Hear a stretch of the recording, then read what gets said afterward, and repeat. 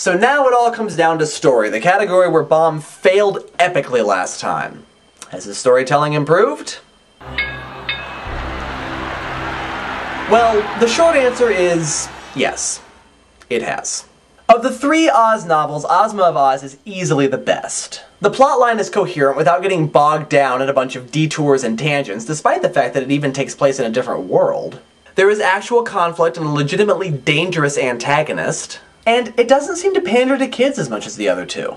Half the bickering in the second novel was just there so that the kids could learn some important lesson about being polite or whatever. Not that that's not important, but the third novel does a better job of letting the actions speak for themselves. But if Baum's third novel was the strongest of the 3, the second novel was definitely the weakest. With Ozma, Baum was, for the first time, intentionally writing the beginning of a longer series. He never had that in mind with the first 2. He basically wrote the second Oz novel because people begged him to, and it really shows. There's so much bickering, so many tangents, and the conflict is just silly, to say nothing of insulting to girls at times. Which is why the bulk of the plot of the movie is devoted to the third book. They take the stronger aspects of the second book, the Scarecrow being driven out of Oz, the Powder of Life, and the trapping of Ozma, even if that was phoned in, and incorporates them into the story. The movie, however, is by no means perfect, and there are 1 or 2 plot holes. For example, how exactly does Dorothy figure out that the green items in the Gnome King's castle are her friends? In the book, Billina overhears the Gnome King revealing this to an aide and tells Dorothy about it. And even though Dorothy finds one of the missing people by chance, she doesn't just magically figure out why like she does in the movie. The key that goes to the room where TikTok is being held is also found in a more logical way rather than just appearing in Kansas. And there's also the whole question of eggs being poisonous to gnomes. In the movie, while there's a little setup, it's basically just a deus ex machina. If the machina was a chicken. Well, there's a sentence I thought I'd never say. The Gnome King is defeated entirely by chance. I mean, no more so than the Wicked Witch of the West was defeated by water, but it does kind of come out of nowhere. I like the book set up a little bit better. The rationale is explained about as well, but the egg doesn't just come out of nowhere at a critical moment.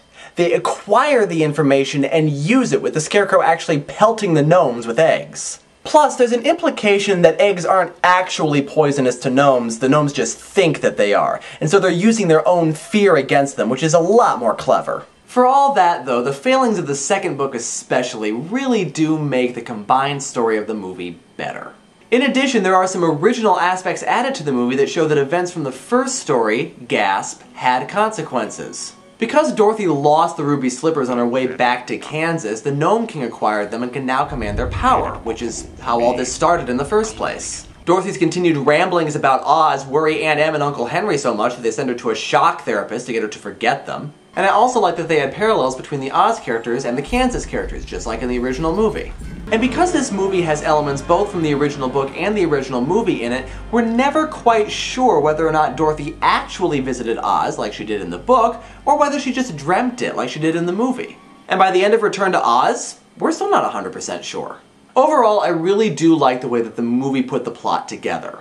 There are some plot holes, things don't always make sense, and the ending is a little too easy given the dark tone set by the rest of the plot, but then again, it is a Disney movie based on an Oz book, so honestly, what did you expect?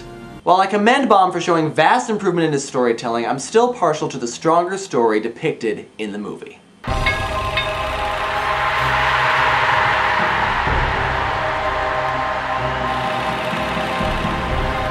So, the magical land of Oz takes another win for movies, but stay tuned next time when we'll be looking at an entirely different kind of magic.